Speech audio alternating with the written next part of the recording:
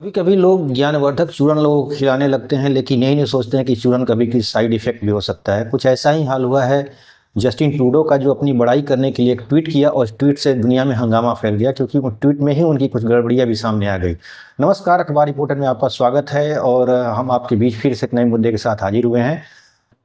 जैसा कि आपको पता ही होगा, ये न्यूज़ आपको मिल चुकी होगी कि कनाडा के ब्रम्पटन शहर में एक हिंदू सभा मंदिर था। ये हिंदू महा मंदिर क्या था कि जैसे लोग के जो भारत से गए हुए लोग या चाहे अलग अलग देशों के हिंदू लोग गए हुए हैं या भारत से जुड़े हुए लोग गए हैं, तो उनको थोड़ी सी हेल्प कराना। जैसे कोई बीमार पड़ जाता है तो उनको हॉस्पिटल का व्यवस्था करना, जैसे किसी का घर नहीं मिल रहा है तो किराए पर घर दिला देना, इस तरह का कुछ छोटी छोटी ज़रूरतों के लिए उनके पास ये सुविधाएं देने के लिए वो एक तरफ बना हुआ है। एक तरह से हेल्प सेंटर ही बोल सकते हैं। वो धार्मिक और वो धार्मिक मंदिर भी है। वहाँ एक हनुमान जी की बड़ी सी मंदिर मूर्ति भी है।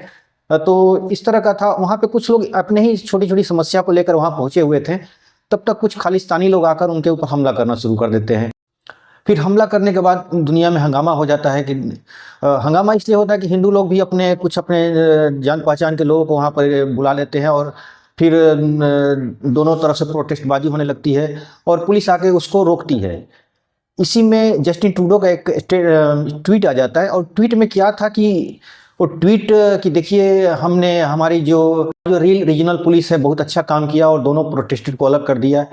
लेकिन इस जो वाहवाही वाली ट्वीट थी उसमें कुछ फोटोग्राफ जो रिलीज हुए वहाँ से, जो प्रोटेस्ट के पुलिस का जो एक्टिविटीज़ थी, इसकी वजह से उनका किरकिरी हो गई।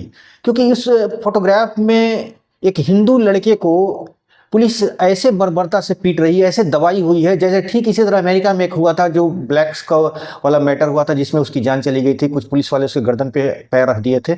इस तरह का कुछ वैसा ही नज़ारा यहाँ पर देखने को मिला।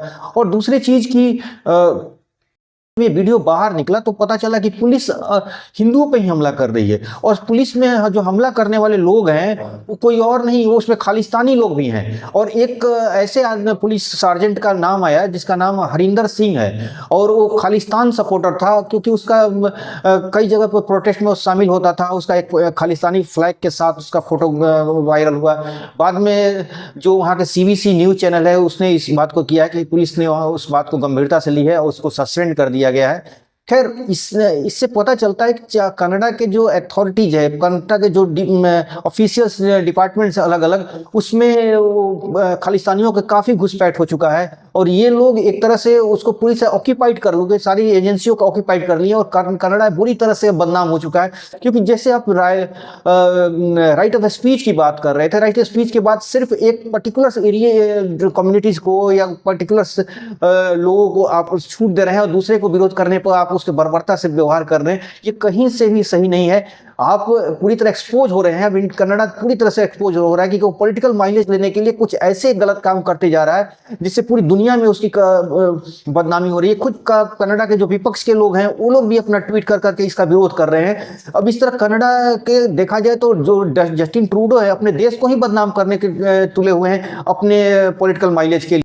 क्योंकि ये एक प्रूफ के रूप में जो हरिंदर सोनी नाम का जो पुलिस सार्जेंट था, जो उसका फोटोग्राफ वायरल हुआ है जगह जगह, चाहे उस लड़के का को जो बुरी तरह से पीटा जा रहा है हिंदू लड़का, उसका ट्वीट वायरल हो रहा है। इससे पूरा का पूरा कनाडा एक्सपोज हो रहा है कि अब यहाँ पर टोटल राइट ऑफ स्पीच के नाम पर एक वन साइडेड स्टोरी खड़ी की जा रही है। और अब देखिए, इससे दुनिया भर के ट्वीट्स आ रहे हैं, अमेरिका से भी ट्वीट्स आ रहे हैं। खुद भारत के प्रधानमंत्री ने भी अपने ट्वीट कर दिया। ये मामला बहुत छोटे से नहीं है, बहुत बड़ी घटना हो चुकी है कि आप राइट ऑफ स्पीच के नाम पर हिंदुओं को टारगेट कर रहे हैं और खालिस्तानियों को सपोर्ट कर रहे हैं। अब देखिए, बात तो नहीं है, हिंदू आज सिर्फ भारत में ही अब नहीं अपना अधिकारों के लिए अवेयर हो रहे हैं। अब ये बांग्लादेश में आपने देखा कि हिंदू अब सड़कों पर उतर गए, अमेरिका में उतर रहे हैं, कनाडा में उतर रहे हैं। यानी आप एक सॉफ्ट कम्युनिटीज को, एक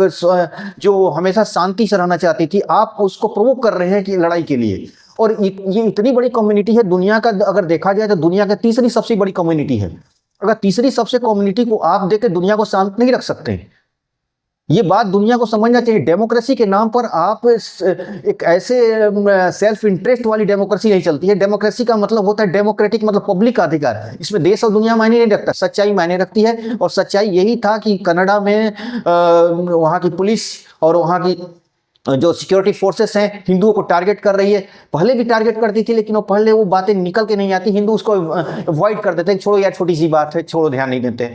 जब बातें ज्यादा बढ़ रही है तो हिंदू बाहर निकल रहे हैं, उसका विरोध करना शुरू किए हैं। हिंदू ऐसे शांतिपूर्ण ढंग से कर रहे हैं विरोध, लेकिन उनको बार बार प्रोवोक किया जाएगा तो भी कहीं कहीं वायलेंस हो सकते हैं या होंगे भी आगे फ्यूचर में। इस बात को दुनिया को समझनी होगी।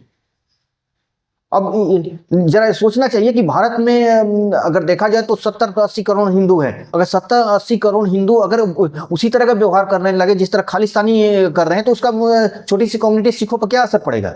लेकिन हिंदू और सिखों में इतना यहाँ पर गठजोड़ इतनी मजबूत है कि इसको कितना भी तोड़ने की कोशिश की जा रही है। सारी दुनिया में ऐसा हो रहा है। हिंदुओं और सिखों को लड़ाने के लिए लगभग करीब 2-3 दशकों से कोशिश हो रही है, लेकिन कोशिश उनकी नाकामयाब हो रही है।